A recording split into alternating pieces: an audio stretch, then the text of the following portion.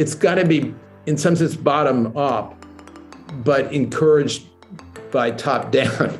You have to get a sufficient community together so that people don't feel isolated. Welcome to the Race to Social Justice, a podcast that explores the myriad racial and social challenges facing the modern world, with your hosts, Kiva White and John Kepner. Thank you for being part of the courageous conversation, because when it comes to combating social injustices in America, it is not about being confrontational. It is about being conversational. Welcome everyone to our Race to Social Justice podcast series. I'm Kiva White, the black guy. And I'm John Kepner, the white guy.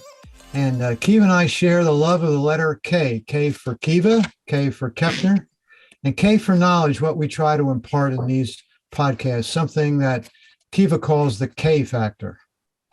Yes. And the goal of these podcasts is really to promote racial and social equity through honest and deliberate and oftentimes tough conversations, something that we call courageous conversations. John and I have found over the years of engaging in these courageous conversations that we have gained a deeper understanding and respect for one another's perspectives around racism and our own personal responsibilities in that regard. And it really led to this development of this platform that we have now, where we invite guests to share their honest experiences and learnings. We hope that these conversations will help you all in your own personal journeys as we walk through some of the challenging moments of our modern society. So, John, who is our guest today? Well, our guest is a return guest, Ray Solomon, who's a colleague of mine, friend of mine, and we go way back to college together. And Ray, I'm not going to go through all of his credentials, but Ray is an academic leader. He was is now retired dean of the law school at Rutgers Camden and later provost of Rutgers Camden. And this is part two podcast that we had with Ray a week ago.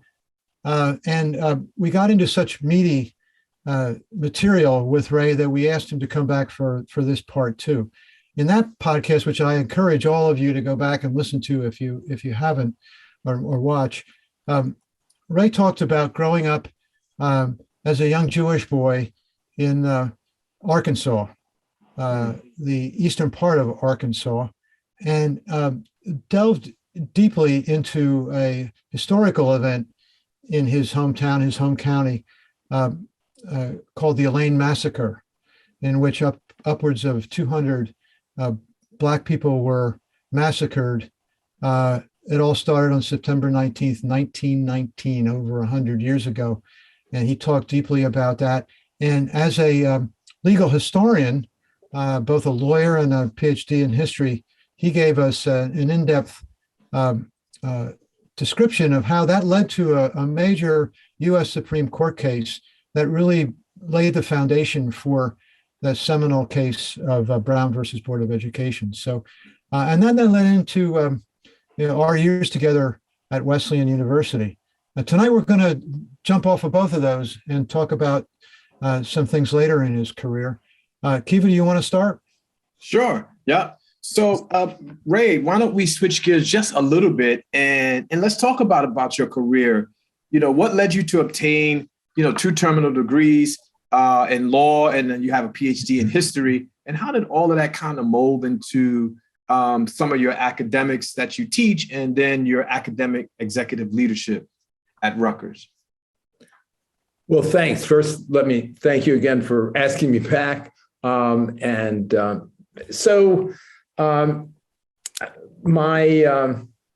It's hard to know how I ended up with 2 degrees. I was a history undergraduate major, and I thought when my father was a lawyer, I sort of thought that when I got out of my undergraduate that I would become a lawyer. Applied to law school my senior year rather of college at Wesleyan, and I was accepted at a couple of places. Actually, I would have been a classmate of John's again, I think. I was admitted to Penn But it was 1968, and our class lost deferments, and it was pre-lottery. So one of the things about being in a small town in Arkansas was that my good friend's mother was the secretary of the draft board. So I knew when I was going to be drafted, which was October 1st. So it made no sense to start law school. And so I went to, I looked around, and I didn't want to take my chances with volunteering in the Army. It was the height of the Vietnam War. And I would have been in Bill Clinton's National Guard unit, but I decided that was the rules were you 6 months of active duty, and then every month you had to come home to drill. And all of the East Coast units were filled. So it was no way I was going to get in the National Guard. But the Navy had a 2-year program where you did 2 years and then you were out. You did a year first of reserve training. So that's what I did. I got in the Navy Reserve. I was an enlisted man. And those were momentous years for college campuses while I was in the Navy. And the Cambodian invasion happened while I was on a ship in the Gulf of Tonkin. And as a result, we had to stay for an extra month before sailing back. We were on an emergency deployment. Our ship, when I got on the ship in '69, in the fall of, actually it was the fall of '69, it had just come back from Vietnam, and we were supposed to stay there for a whole year, but then there was an emergency deployment, and I ended up going to, we ended up in the Far East, but it was only for 3 months. And then I came, I got out of the service. And while I was on in reserve duty, reserve training for that year, I took some graduate courses in history at Memphis State, what was then Memphis State, now is University of Memphis. And I decided that I really wanted to go to the university, continue my university career. And so I applied to schools and ended up being accepted at the University of Chicago's history department to study urban history with Richard Wade, the foremost American urban historian. But I think there were probably 10 of us that were accepted to study with him. And when we got there, he was gone. He had gone to CCNY to run George McGovern's campaign. So I ended up looking around for a field, and a brilliant young historian had been hired by the law school at Chicago, University of Chicago, Stanley Katz. And one of my professors said, "You should go over and talk to him." And I ended up talking with him and deciding to do both degrees. And it was also a horrible market for history. In those days, nobody was getting hired. And when first year of law school, I actually loved it. I really liked law school.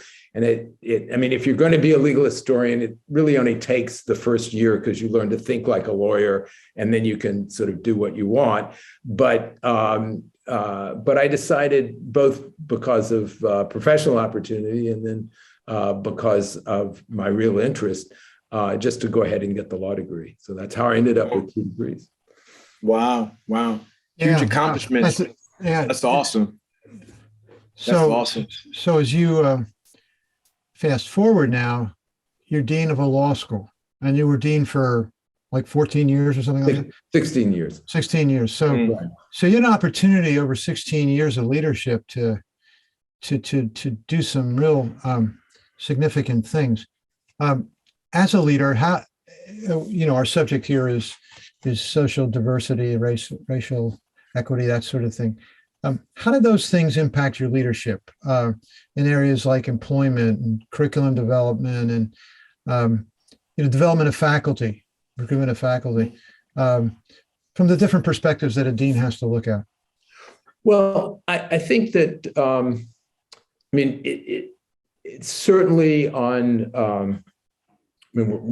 I was very involved with admissions, obviously, and probably that's the easiest thing to talk about.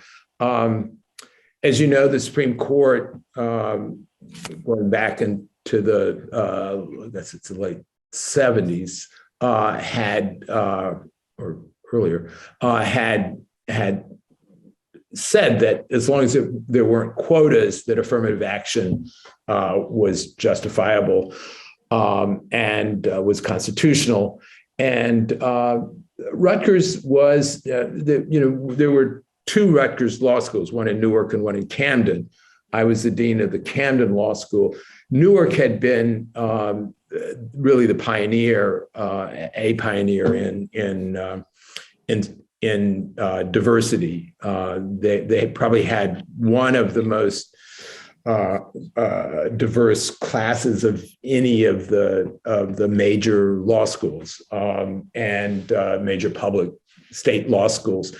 We probably were around 18-20% of people of color. When it was a little bit smaller when I came, probably it's probably around 15%, and we pursued it. We tried to increase minority participation. We did various. There were programs where really pipeline programs. Think of it that way, because at admissions level, you're really competing on money. To be honest, it takes scholarship money to attract students, and Rutgers did not have what we had going for us was low tuition early on in my deanship, when the state was supplying. Probably when I got there, the state was supplying around 50% of the operating budget of the law school. By the time I left, it was below 18%. Wow. So tuition, yeah. So, probably 10 years earlier, the state was supplying 85% of the operating budget. So things changed dramatically, and our tuition, our best years, my early years in 2000 to 2005, our best admission years were because both there was a great demand to go to law school, so it was really a buyer's market, or a seller's market. It was a seller's market, excuse me. But the other thing was, Rutgers in-state tuition was $8,000 and out-of-state was $12,000, $13,000. By the time I left, it was $25,000 to $30,000 in-state and $35,000 out-of-state. So we were able, for kids who were from Texas, California, whatever, who wanted to go east, and Rutgers has an excellent reputation. Sort of the farther you go from New Jersey is a joke. We were able to buy their tuition down with very little money, and we were able to recruit at schools, historically Black colleges, at colleges that had large Hispanic populations, Asian populations, and we were quite successful in those early years. But it got, once our tuition got higher and we needed more money, it became harder to compete, and we weren't able to as much.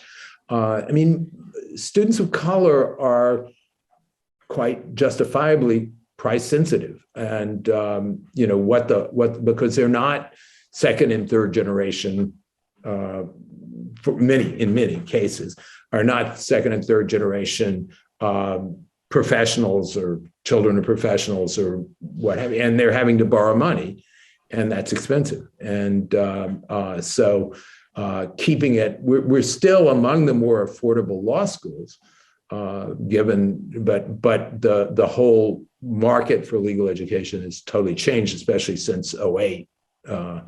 It's dramatically different than it was. Faculty recruitment is always difficult. I mean, every school is trying to compete for faculty, and being a law professor, what's valued in being a law professor is not just being a good teacher, but it's also being a good scholar, and finding people who are talented, who want to commit to that kind of life of writing is difficult. We were successful and quite, we had a number of really terrific faculty who left and went to other places. I mean, good faculty are in demand at universities all over, and so we were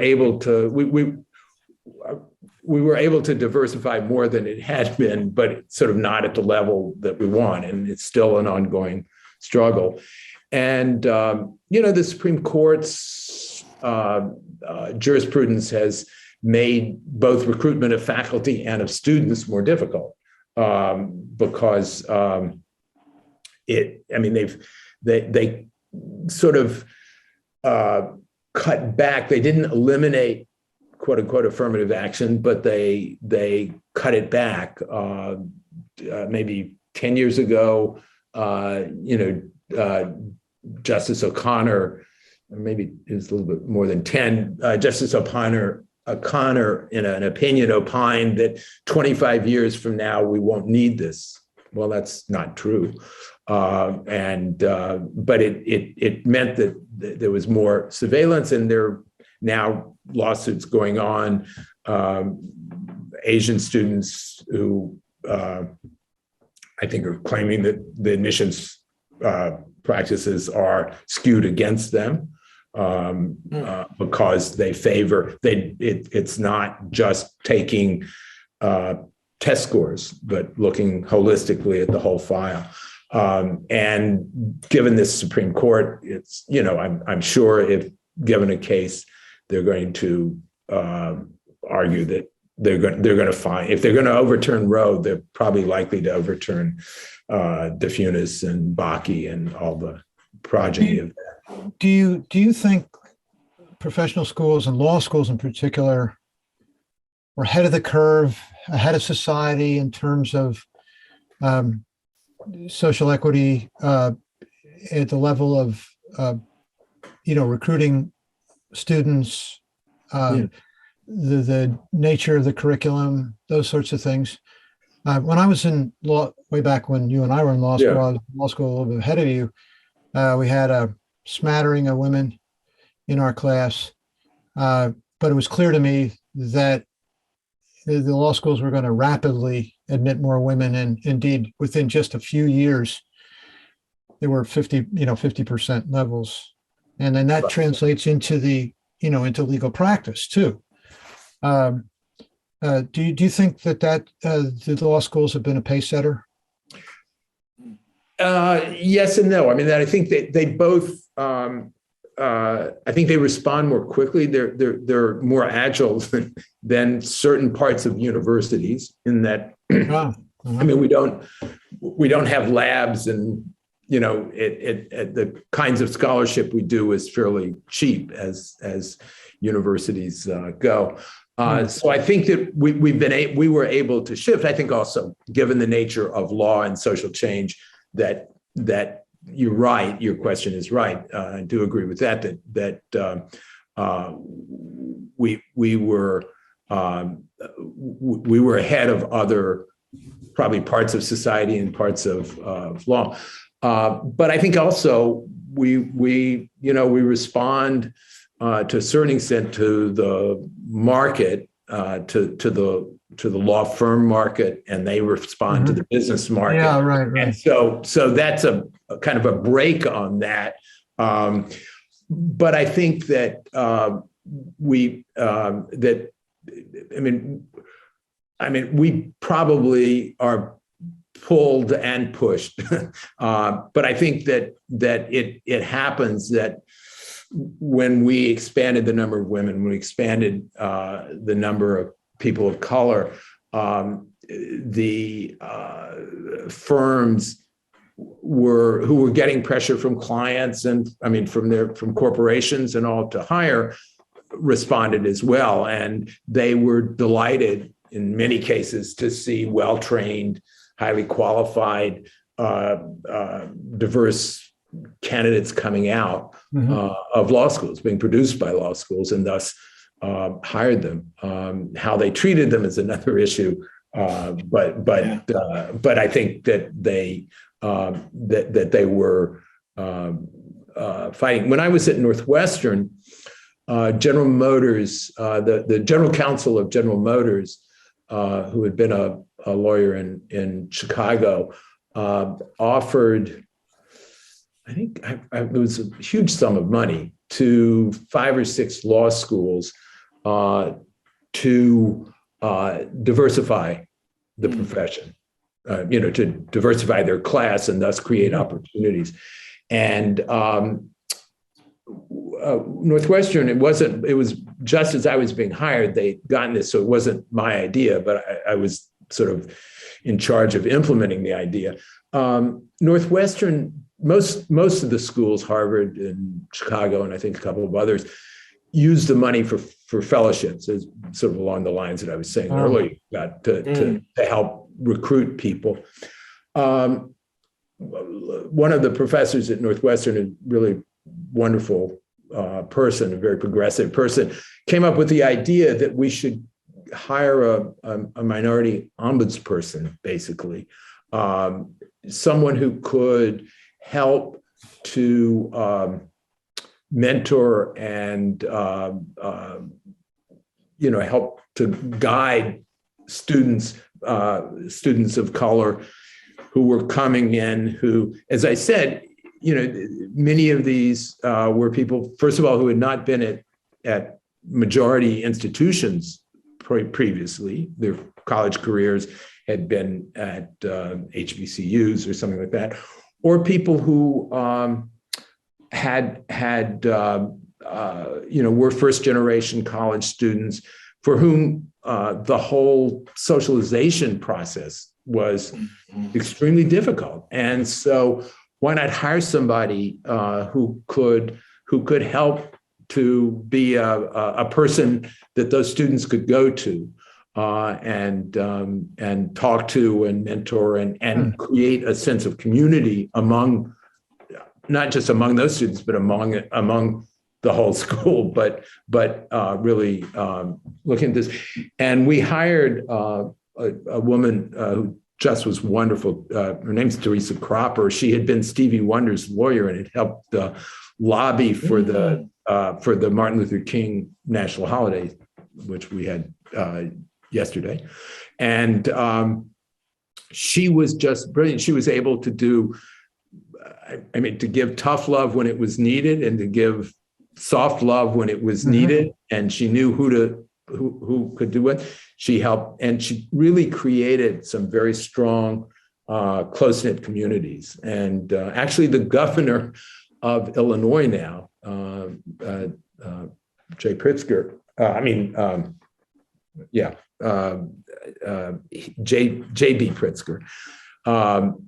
He was obviously a white son of billionaires. And he was very involved with Teresa and that group of students when he was in law school. So it was not just, it wasn't a segregation. Did your experience, last part one, we talked a bit about your experience at Wesleyan. And you referenced the fact that when we were admitted, we had maybe one Black in our class. And by the time we were seniors, 10% of the student population were people of color. And that was that was a policy decision by the university. And did your experience at Wesleyan in that environment? You mentioned your encounters with Martin Luther King, and then your experience that you talked about in law school. How did it influence you then later as a leader? Did it influence you towards instituting more public service parts of your curriculum or opportunities for your graduates? Yeah, well, I don't know whether it was, I wouldn't say it consciously affected anything, but I'm sure it did shape who I was and what I thought was the direction we should be going in. In answer to the earlier question about faculty and when I got to Rutgers, this is a little bit of history about the two campuses. Newark had been it was probably, sort of the most socially progressive and active public law school in the country in the 60s and 70s. And they had a tradition of activism and clinical programs that were suing the Army and the school, the Abbott case they were involved in New Jersey. So Camden, when it broke off from Newark and became independent in 67, 68, the first dean had come out of Columbia, and he had a very different idea. I mean, he modeled the law school after what were then the elite privates. So, and to some extent, I never was able before he died to actually ask him, but it seems to me that you could argue that the Camden was sort of the anti-Newark in that sense. So we had no clinical programs. We had this, as I said, late 60s, early 70s, and it sort of, but he modeled it off of the sort of elite academic law schools. I mean, our teaching loads were more similar to Yale and Chicago than they were to Connecticut or Maryland. And what was expected of publication was similar. And so when I got there, the dean before me, Roger Dennis, who then became the provost and hired me, he had started the clinical programs in the early 90s at Camden. And we had a sort of nascent pro bono program that was very good, but very small. And I guess during my deanship, because I thought it was the right thing to do, and I didn't do this single-handedly, but we greatly expanded the clinical offerings and the public interest, the public service component, and really invested. Eve Clothen, who had been head of, VIP in Philadelphia, the volunteer lawyers program in Philadelphia. Yeah. Right. She came and when she retired from that or resigned from that, she came over to the law school and directed our program. And she and then Jill Friedman, her successor, have just done a great job. We got a number of Skaddens and Equal Justice Foundation and those kinds of fellowships for our students.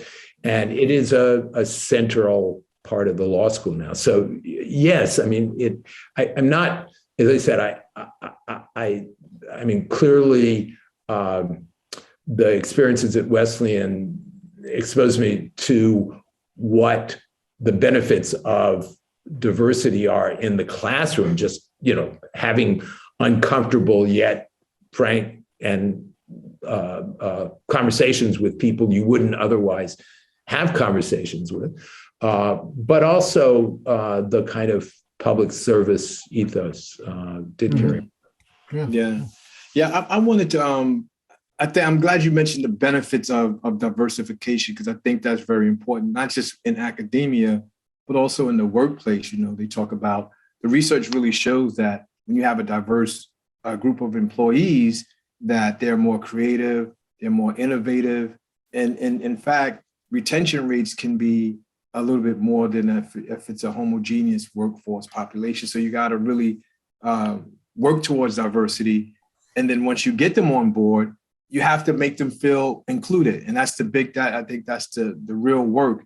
And so you mentioned a strategy in terms of, recruiting employees in the law school, as well as the admission practices to increase, admissions of students of color. And one of those strategies was making a cultural connection.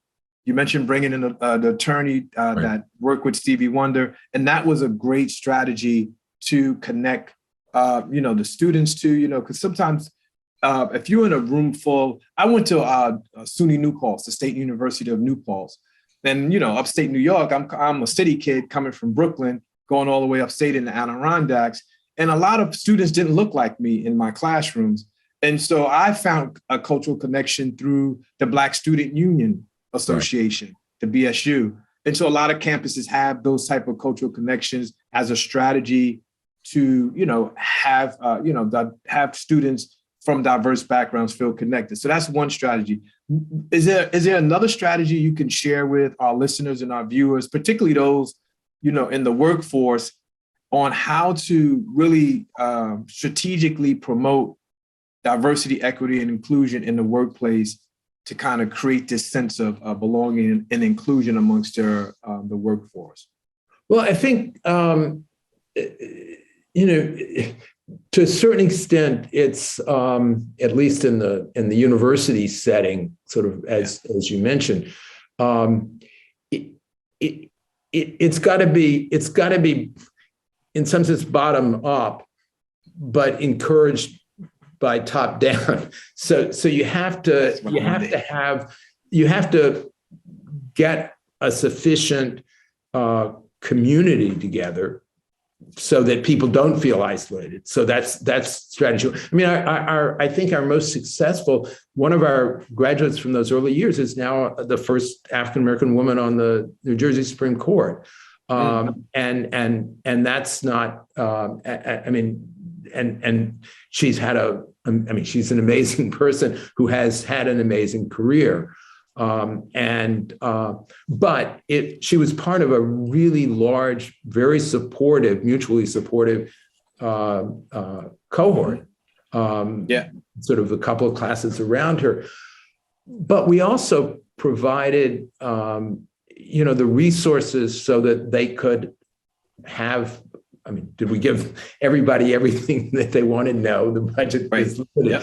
But we made an effort to try to provide resources so that they could have the moot court team. They could go to national conferences, when those kinds of things.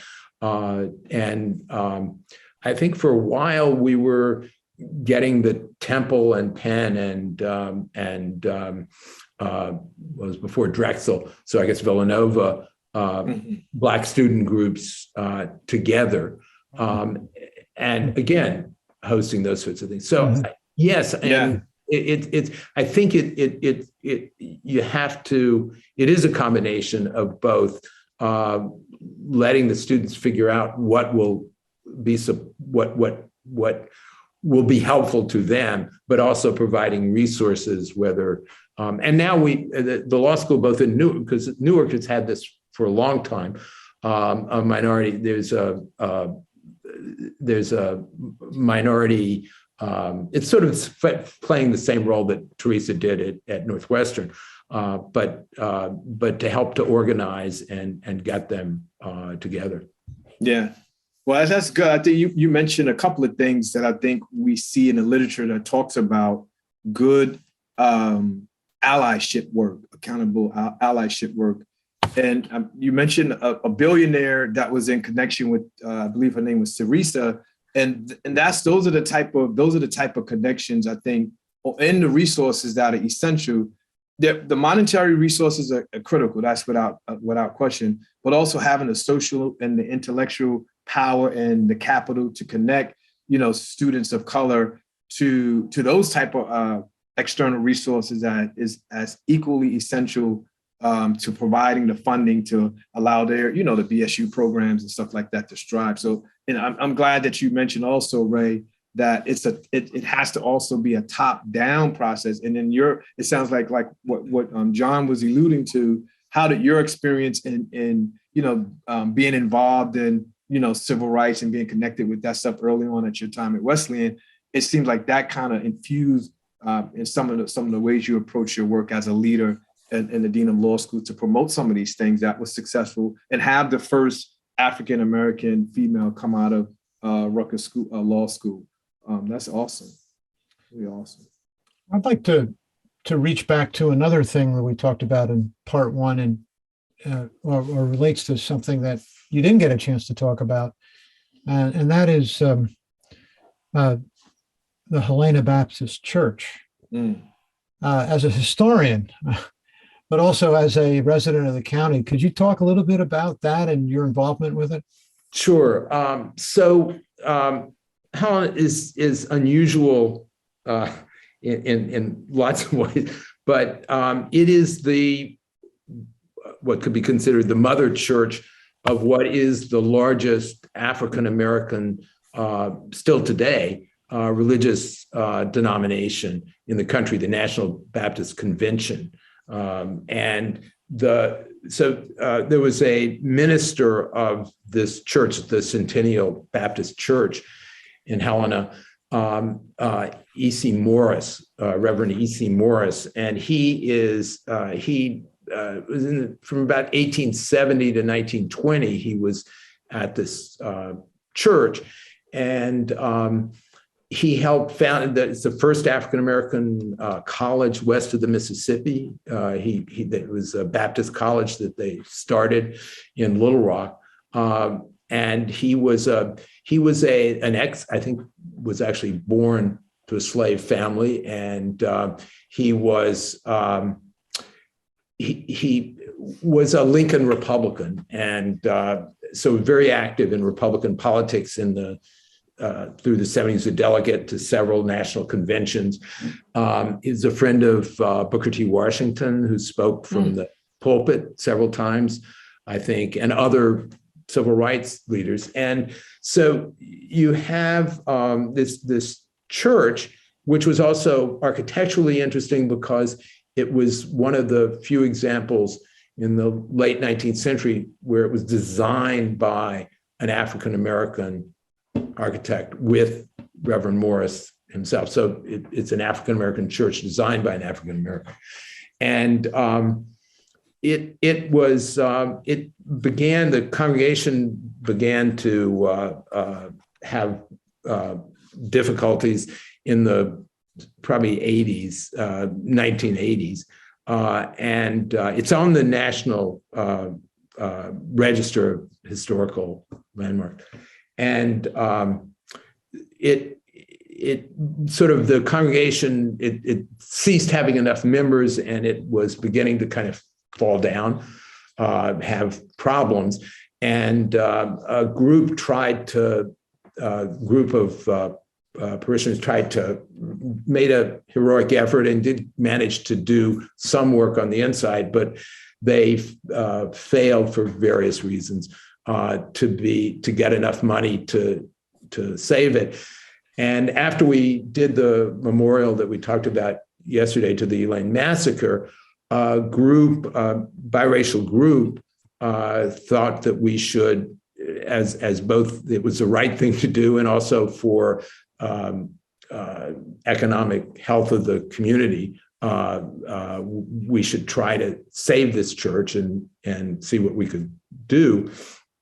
And so what happened then was about 18 months ago, a storm hit and knocked down half of it. Oh my goodness. And it's all hanging by a thread. And it became obvious that the only source of the amount of money, probably $7 to $12 million, I mean, somewhere, Wow. depending on what you do with it. The only source of that is the federal government and the National Park Service.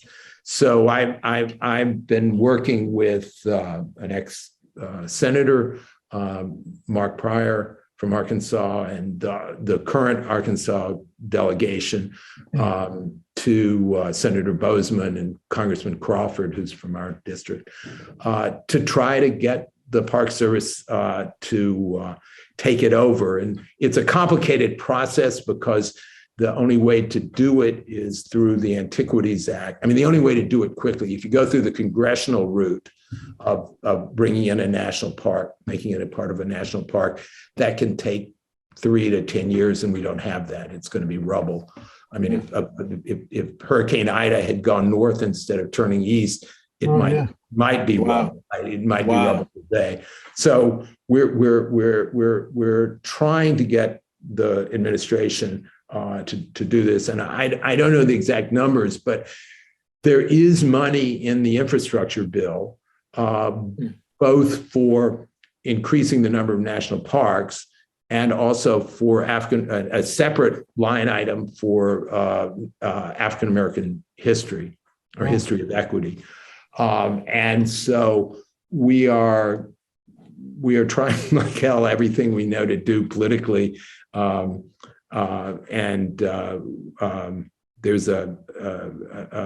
I mean, we hope to be able to get some movement fairly quickly. We're not sure yet, but this, I mean, I don't know whether I actually said this last time.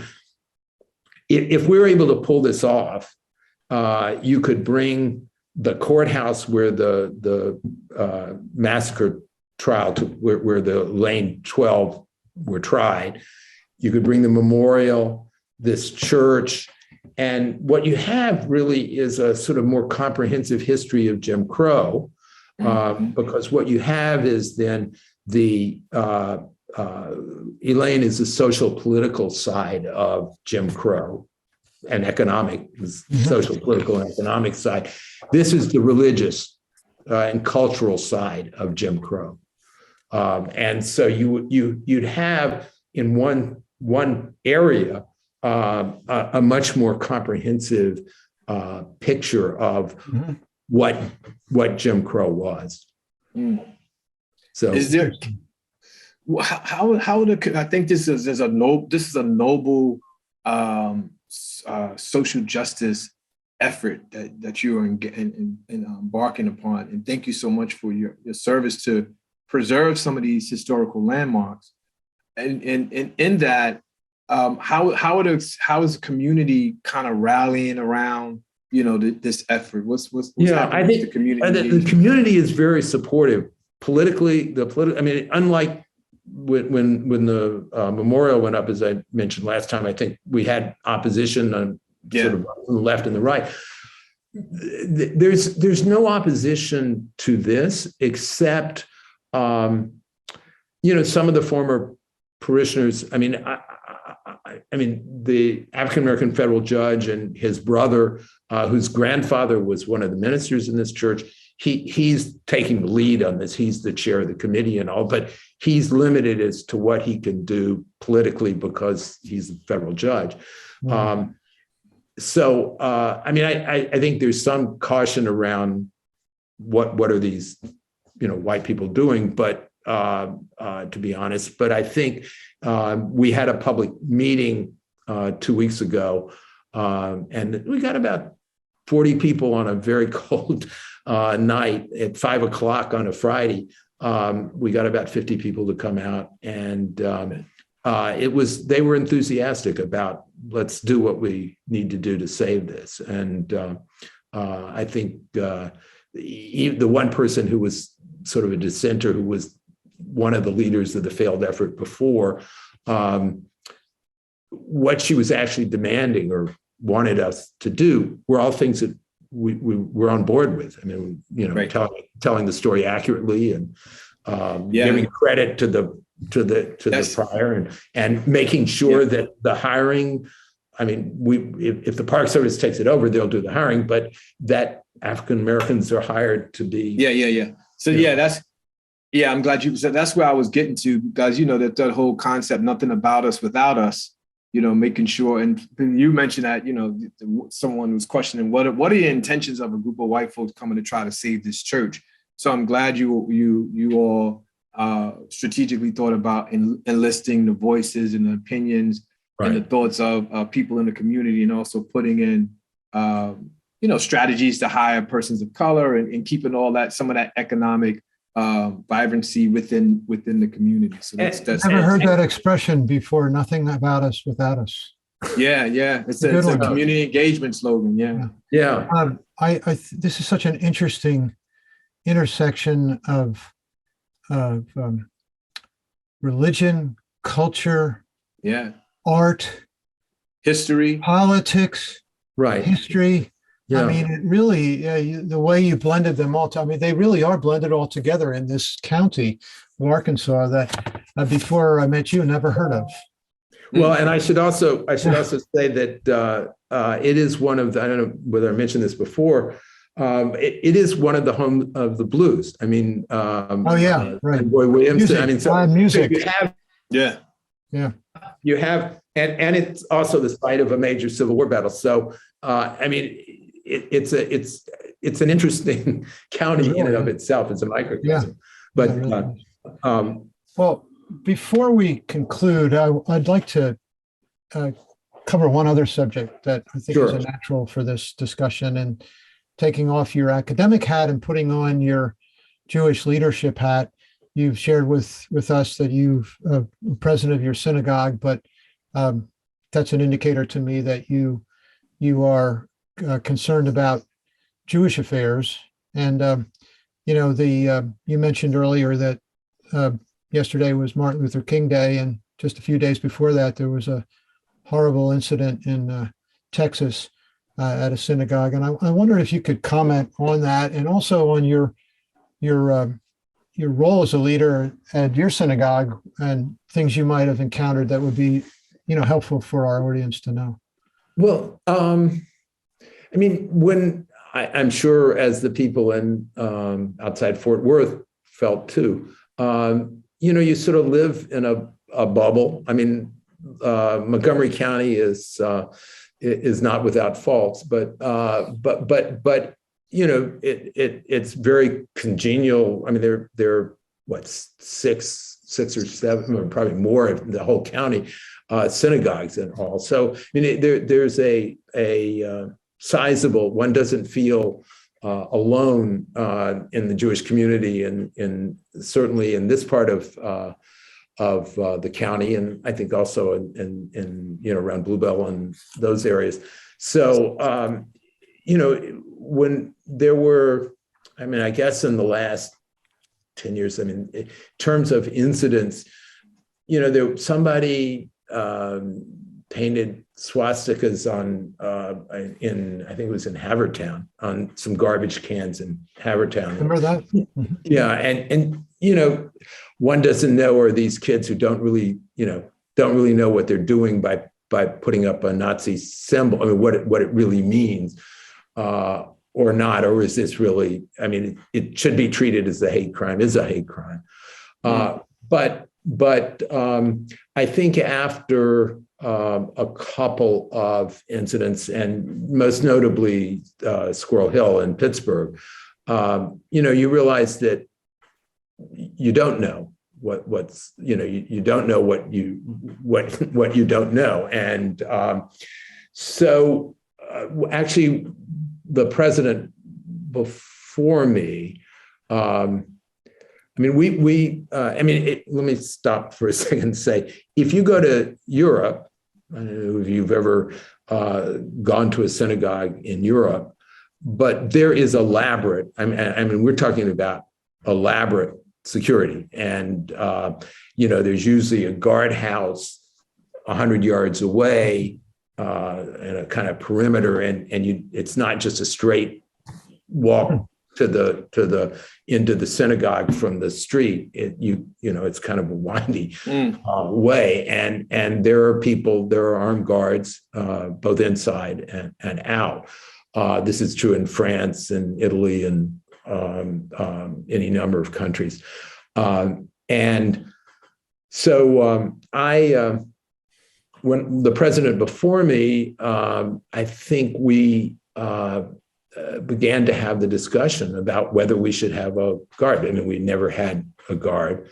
And what sort of security cameras we have. The Homeland Security had a program where religious institutions could apply for grants, and we got one they were distributed through the state, where you could put up security cameras, and we did that, and then we hired a guard. There were serious discussions about whether the guard should be armed or not, and a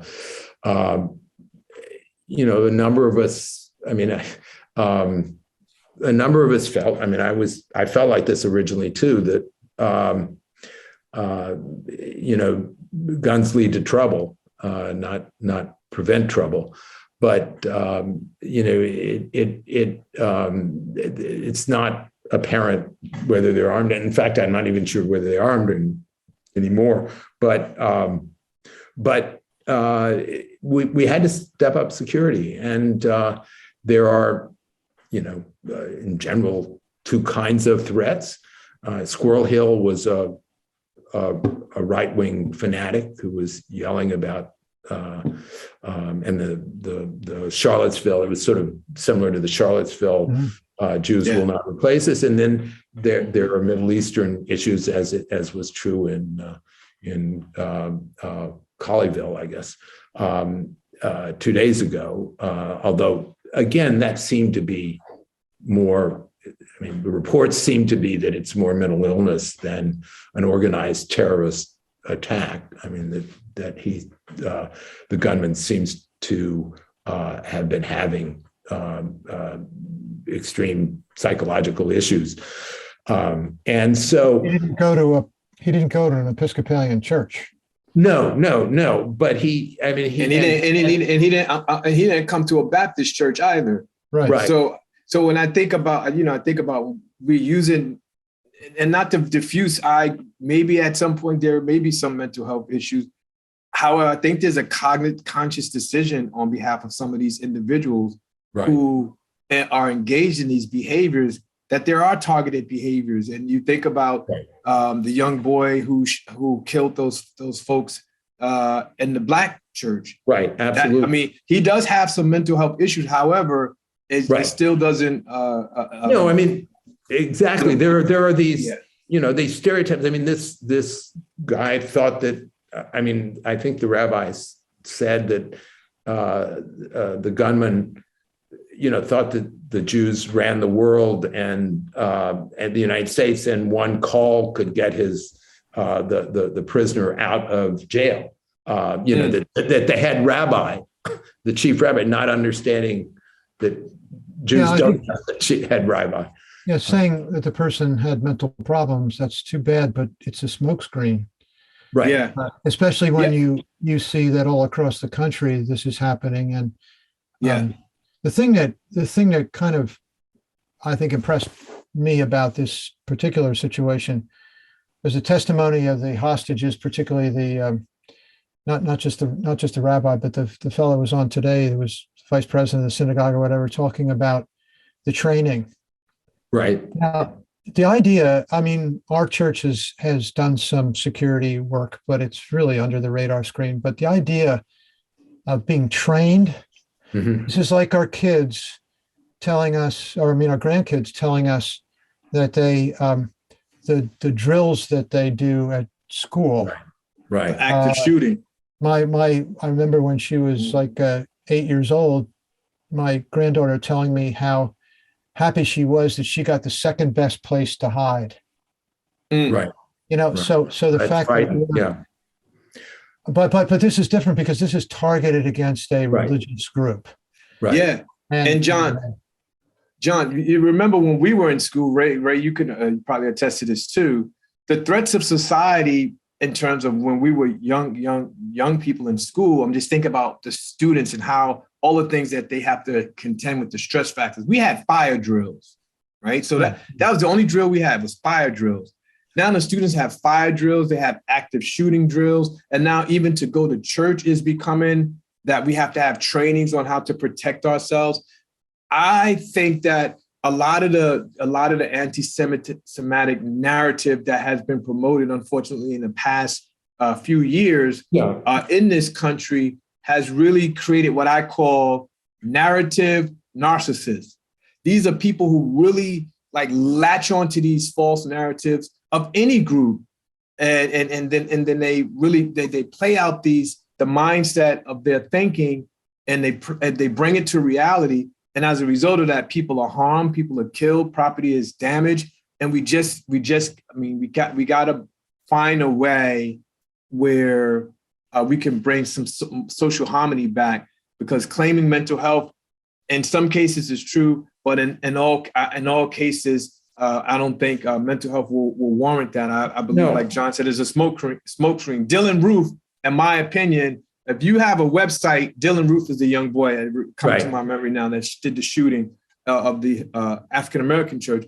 You go to his website, if you could fill out applications to get firearms, I mean, you got some type of cognition and intellect to do all of the things that he was able to do. So I pray for, my Jewish brothers and sisters, because this is an attack, not just on religion, but on people, on humanity. And you shouldn't feel fearful when you're going to worship. Absolutely. No, so let me just say one thing. John and I are old enough that we actually had to hide under our desks for nuclear bombs. There's another one. We were in the 50s. So that's another one. So look where we at now. Now right. We had to worry about the Russians. But let me tell one story that may what you hit on, Kiva, that I think is true. About, I guess it was during the Obama presidency, my wife and I were visiting Helena. And as I said, it was a Civil War site, and the state had recently opened a new kind of little mini park where one of the battlement areas was. And so I hadn't been up on this hill for 50 years. It wasn't a park or anything. We used to just climb the hills when I was little. But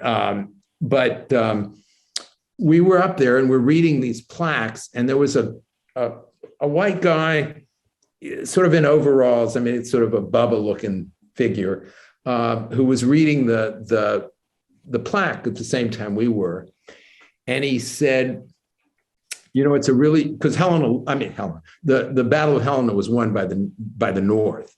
It would have been it fell the same day Vicksburg did. So that's why it was not a significant battle, but it would have been if Vicksburg had held on a few more days.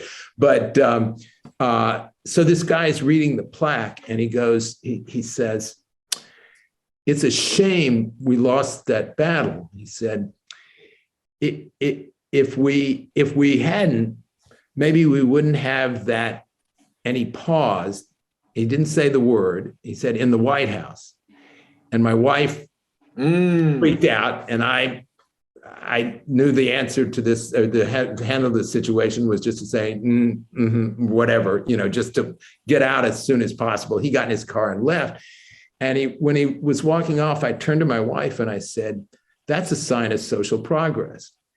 And she said, she looked at me like I had three heads. And I said, he knew that he couldn't say the word in front of people he didn't know.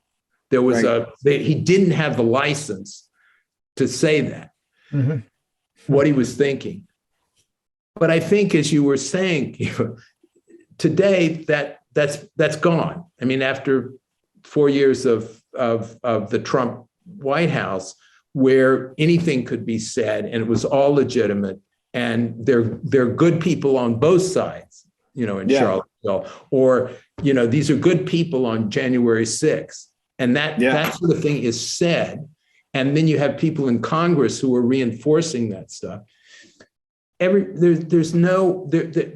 took us 100 years to build up to where it was, kids had it drilled in them that what you say matters, what you talk about matters. And that's right. It clearly was only, literally skin deep. I mean, it was not, it wasn't a lesson really ingrained, but they knew enough. And it is a sign of social progress that we got to a point where at least you knew you couldn't just say whatever you wanted to say to whomever you wanted to say it. And that's gone. And then whether it takes us 50 years to build it back is another issue. But I think I agree with you. And I would also say that, our thoughts, our thoughts, if they're not checked. So I'm glad I'm glad the guy was able to pause and not say, say that derogatory term.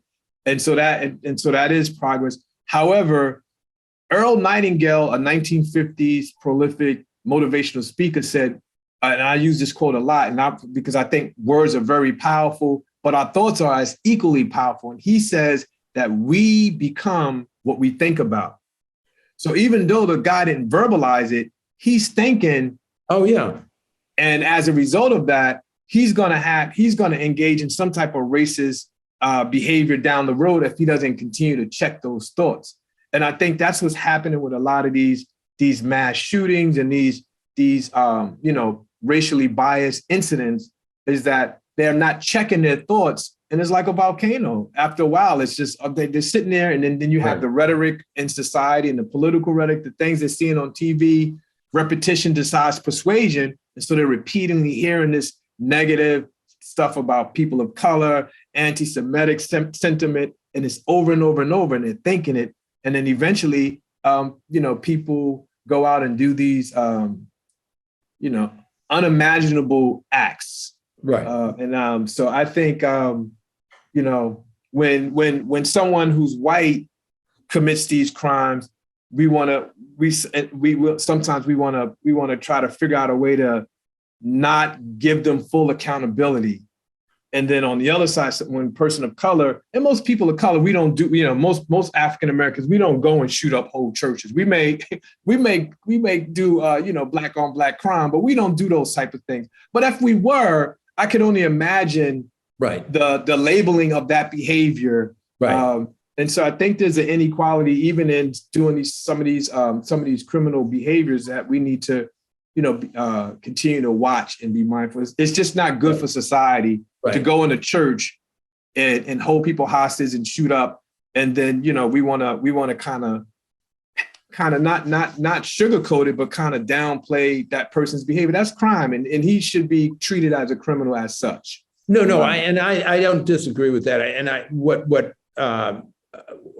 I guess I was more focused on was not trying to excuse the behavior, but how bizarre, what his thoughts were. I mean, as expressed to the rabbi and the congregants about what he was seeing. I mean, Dylan Ruth, I think, is different. I mean, he sat there praying with these people for an hour. I mean, that was cold-blooded murder, as far as I'm concerned, whatever his mental. But this guy thought that by, going in there, he could get this person, his quote unquote sister, released, and that the mechanisms by which that would occur, which only comes from it may be mental illness, but it also, going back to your other point, it's sort of indoctrination of what somebody's telling him that Jews are all powerful, and how he interprets that.